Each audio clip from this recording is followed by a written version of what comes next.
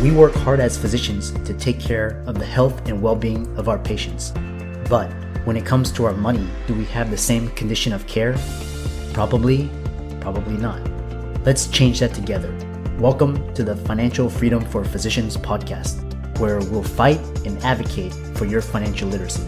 I'm your host, Dr. Christopher Liu. Thanks for being here. Let's jump into the show.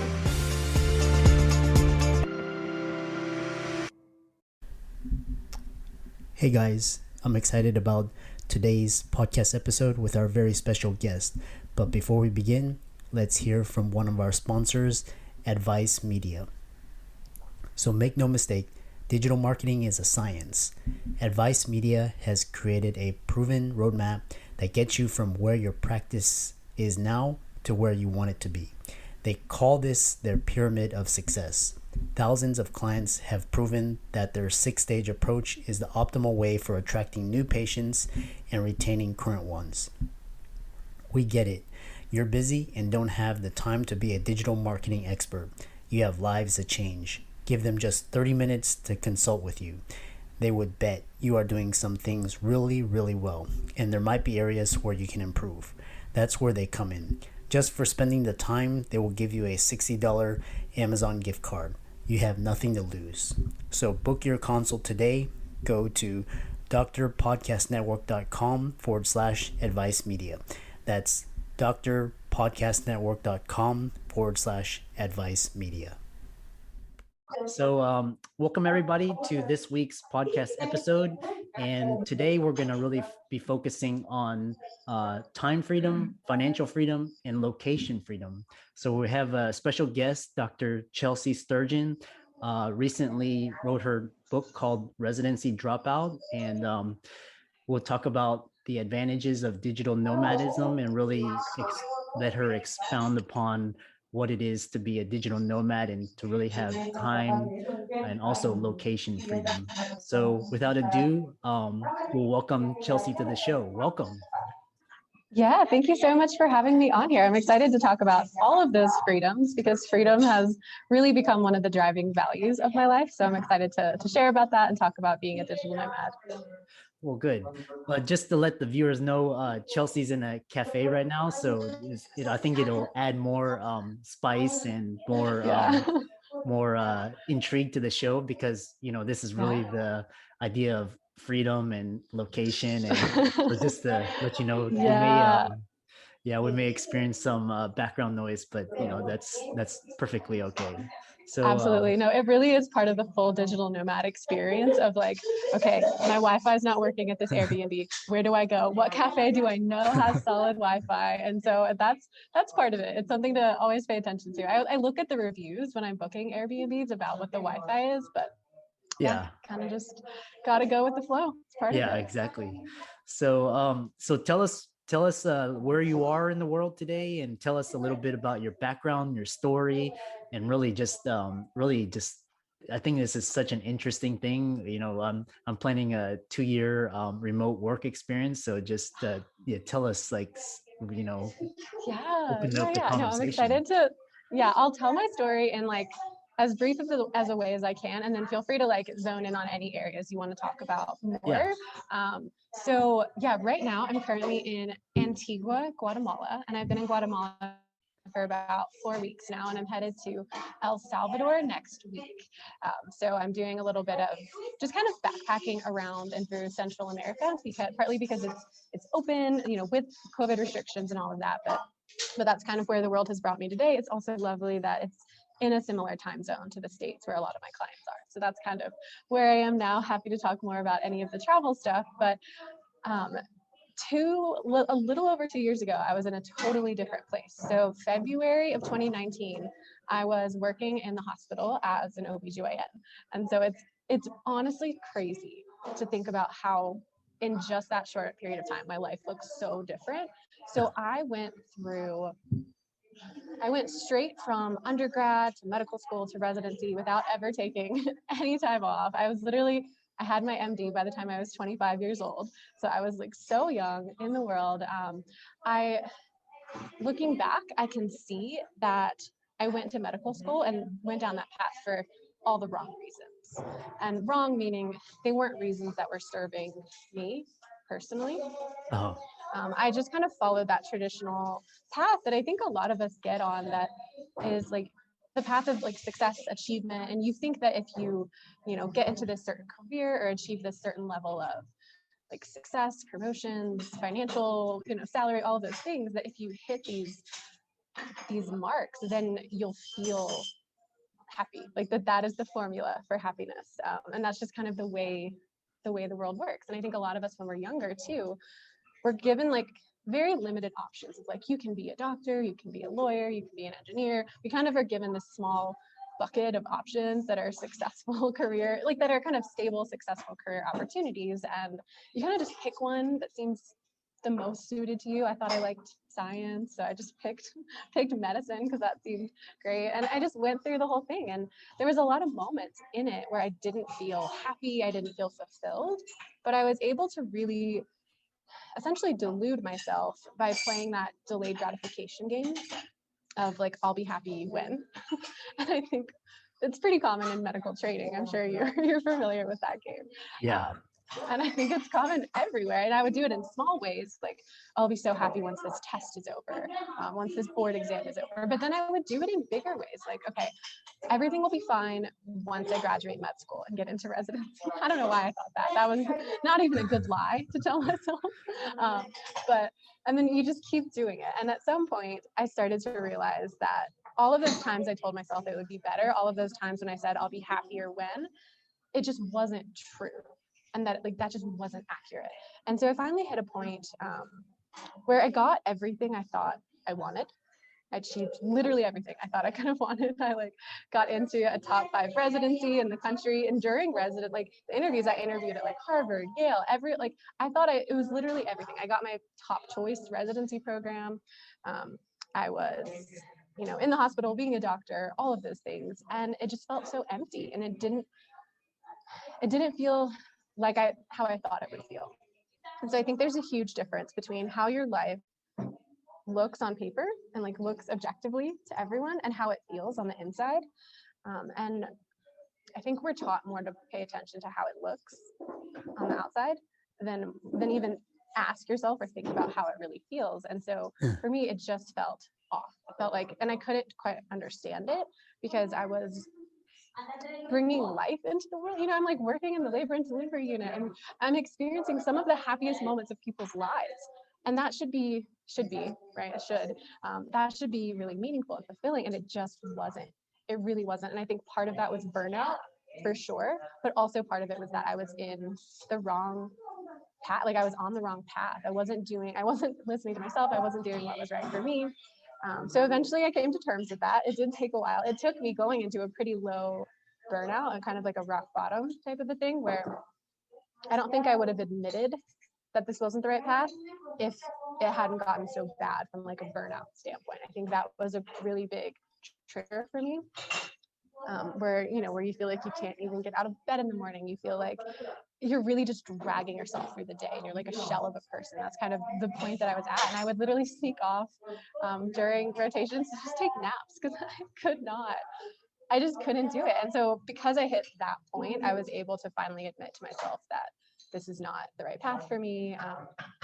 Went through a whole soul searching thing. It took 5 weeks totally off of residency, which was wonderful. I went to Utah and did some camper van exploring of the national parks. Really just took some time to connect to what I really wanted. And through that, I realized I didn't want to continue being a doctor, and I wanted to travel. I wanted to start my own online business. I had no idea what it would look like, but that's kind of, I knew that I had to do something different. So turned in my resignation and just started off on this crazy journey. Right. What's interesting is that your journey speaks, there's so many learning points and so many different ways, people are intriguing and interesting.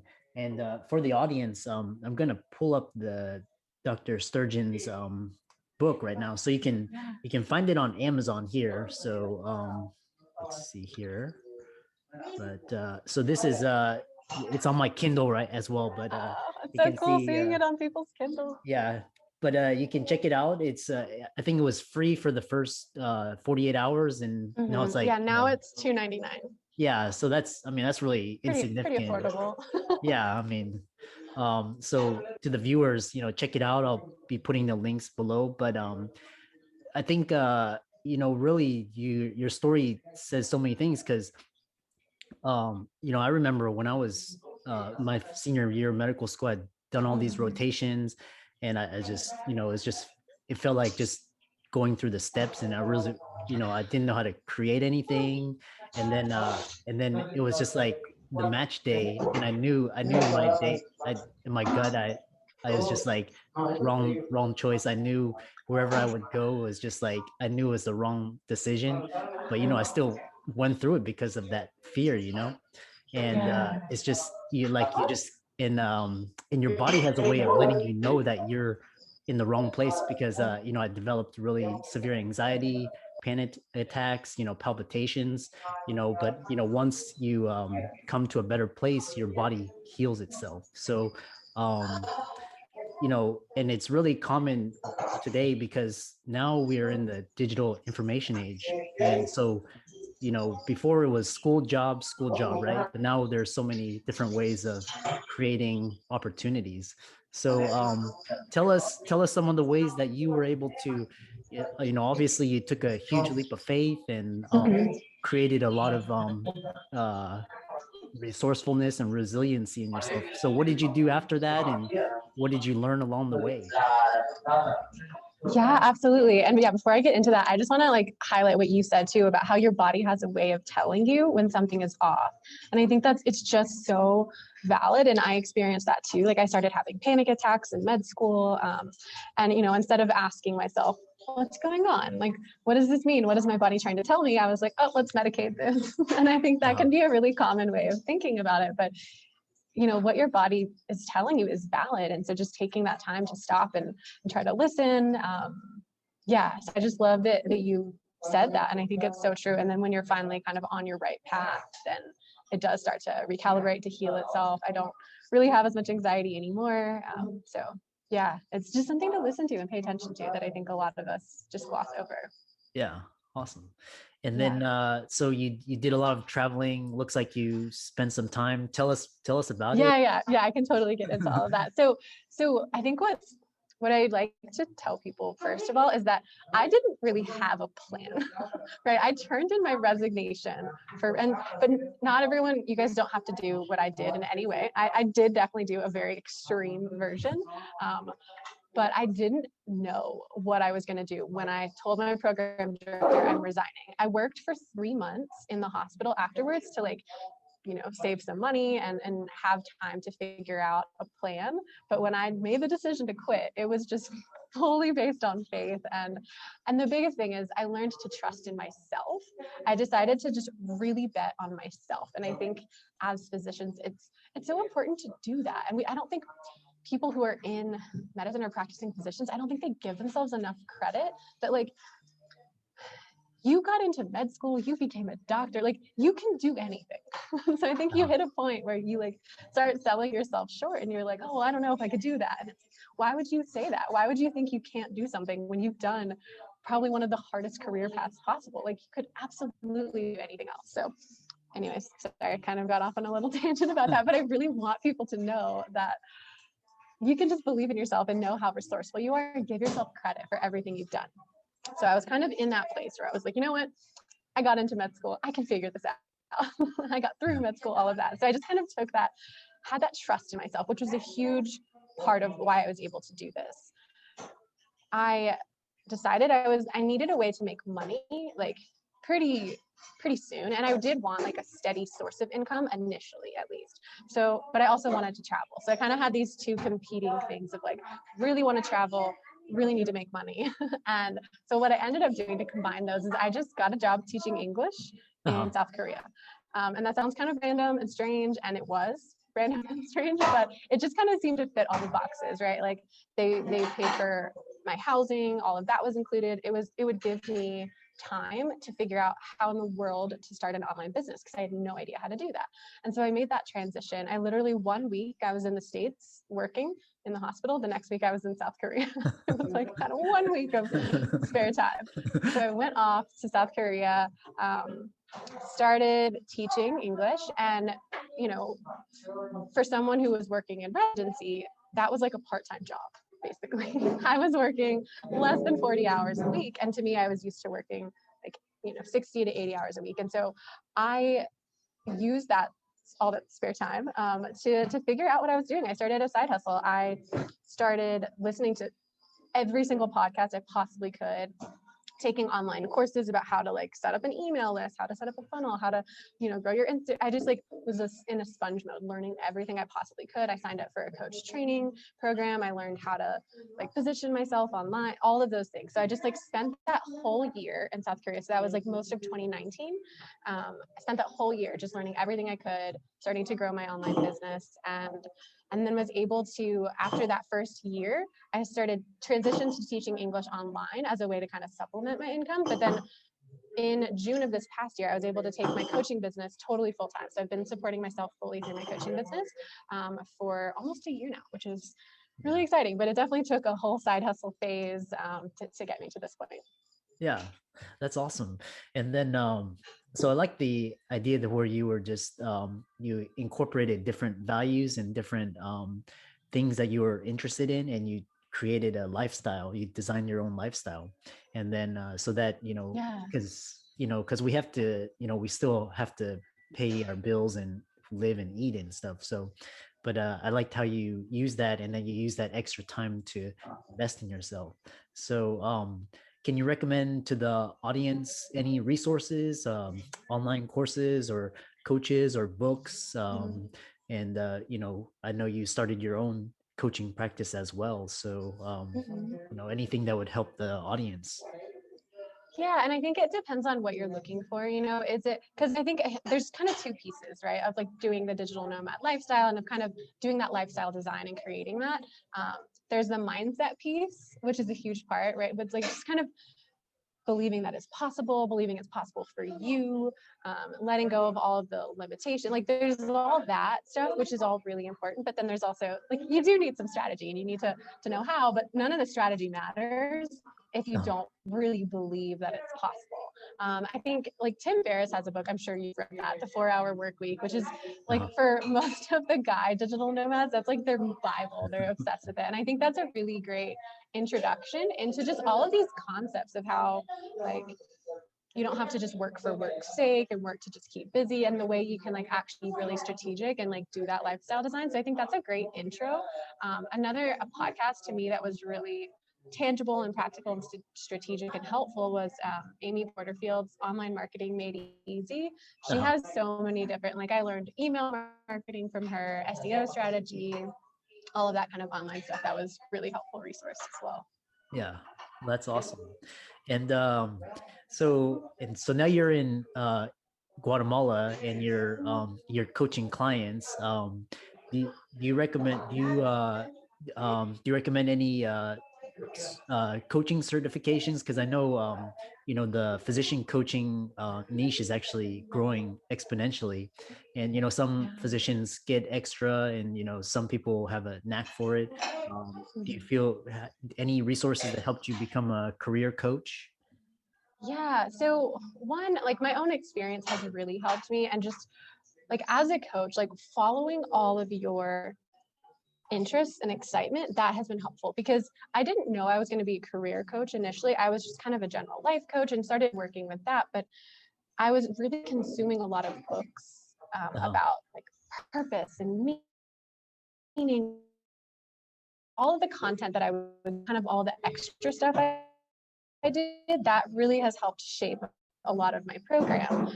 But then as far as actual coaching skills, one of the certifications I did, which I loved, was from Transform Destiny. And it's an NLP certification, but he also does life and success coaching. And that's really awesome. It's not super expensive, and he has a whole online component. I know a lot of physicians also do the life coach school with Brooke Castillo, which is a much more significant investment. I think it's like $18,000, which I was not ready to make that kind of investment at the time. But I know a lot of physicians go that route, and I do really love her work, and I think that's great as well. So I think just like following your curiosity and learning in that kind of natural way. I think as physicians, maybe we're more used to like taking like school and like learning in a really traditional way, but it's really important to like learn from your experiences and learn from all the like books you read and podcasts you listen to create a holistic experience. But then, yeah, choosing a program that really resonates with you and kind of what you want to learn and how you want to be served. That's awesome. Yeah, that's good. Um, and so you put in a lot of gems, and one thing I think the audience would be interested is how do you actually live as a digital nomad, like in terms of like starting and where to selecting where to live, and all of these, especially with the travel requirements and restrictions now. Tell us a little bit more about that. I think that'd be fascinating. Yeah, absolutely. I'm happy to talk all about that because it is so fun. So I actually started being a digital nomad a little over a year ago, like last February. I moved to Da Nang, Vietnam, and that was kind of the first city where I didn't actually have a job there. I was just there and I was able to work online. And so I really only experienced digital nomadism for like a month before COVID hit. So really all of my experiences like COVID related. And so because of that, I'm sure it's different now than what it maybe used to be, but definitely has been a lot slower of travel experience. I've stayed in places for more like 2 to 3 months instead of, I was thinking I would do like a month in each place. So that has been really interesting. How do I choose where to go? It's really interesting. So it's very much just word of mouth is kind of how I choose where to go. So whenever I'm in one place, people will start talking and like mentioning other places, like, oh, have you been here? Have you been there? And usually by someone's description of what the place is, I can decide if I want to go there or not. And so I'll just kind of, if a place keeps like speaking to me through other people or through other avenues, then I just start to like listen to that, get curious about it, and start looking up Airbnbs. If I find a place I like, I'll go, and I'm like, all right, this is how it goes. But sometimes I'm so last minute, right? Like this Monday, when we were talking and trying to plan this, I had no idea where I was going to be on Wednesday of the week. I was like, I might be in El Salvador, but I might not. And so all of that, that has been really interesting. As far as kind of choosing, and I really try to listen to my intuition. So I try not to make decisions super far in advance and super like egoic based of like, this is where I want to go. I try to go with what feels right, if that makes sense. So it's a little bit more of a like kind of a spiritual approach, but I always just have such a better experience when I do that, when I just wait until some place is like jumping out at me and then I'm like, okay, I have to go there.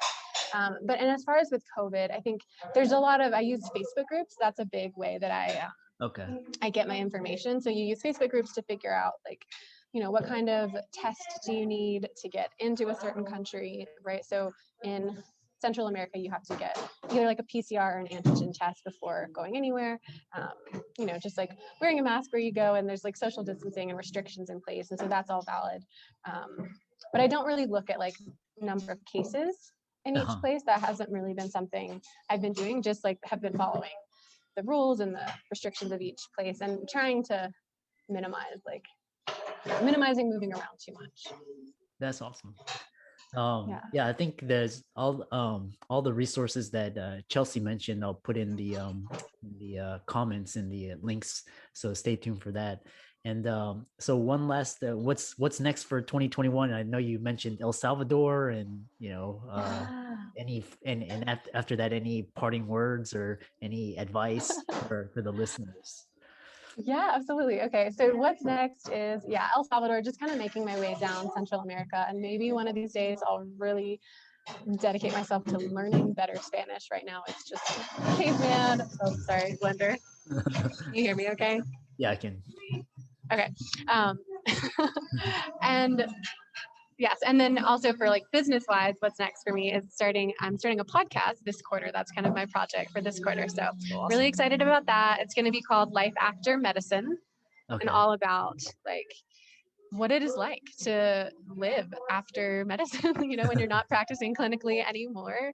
what is that? And I want to have, guests on there who have done similar things. So be looking for your invitation for that when it comes out. But I think there's a lot of just curiosity around, like, wait, what do you do after being a doctor? And like, what does that even look like? So I want to share more about what that's like on a day-to-day basis. And then, yeah, parting words for people. I think one of the things I really want anyone to get out of reading the book, hearing my story, anything, is that I'm not special in any way. Like, I did my version of this, and you can do it too, right? Like, anyone can make choices to create a life that they want. And I think choices and consequences is something that it has been a kind of a core of my message, is that we all have 1,000,001 choices. Each of those choices has consequences, right? So maybe you don't want to make the choice because of the consequence, but always coming back to, I'm choosing not to do that, or I'm choosing to do that, is a much more like personally empowering approach than like, oh, I can't, I'm stuck, I'm trapped, all of that. It's like, I'm choosing not to leave because I want to do, I want to have this level of security, or I'm choosing not to do this. So just kind of coming from that way and that line of thinking, I think, is really helpful. So yeah, choices and consequences. You can do anything you want. There's just consequences. So choose based on that. Awesome. Well, I love all those, and we'll put all the Chelsea's links and all contact information in the show notes, and stay tuned for some great content and podcasts. So I think it'll resonate with a lot of physicians, and a lot of people trapped or stuck, or contemplating changing. So I think what's really interesting is that you're actually living the life and the lifestyle. So I think that's very admirable, and a lot of people can glean a lot of information and wisdom from you. So thanks for that. Yeah, and I'm excited to hear about your remote working experience. That'll be really interesting. Yeah. So thanks everybody, and stay tuned for next week. One last thing before we go. Remember, Advice Media, don't forget to schedule a consult with them to receive a $60 gift card and strategic insight on what your current digital marketing is doing or not doing for you. Contact Advice Media at drpodcastnetwork.com/advice media. Again, that's drpodcastnetwork.com/advice media.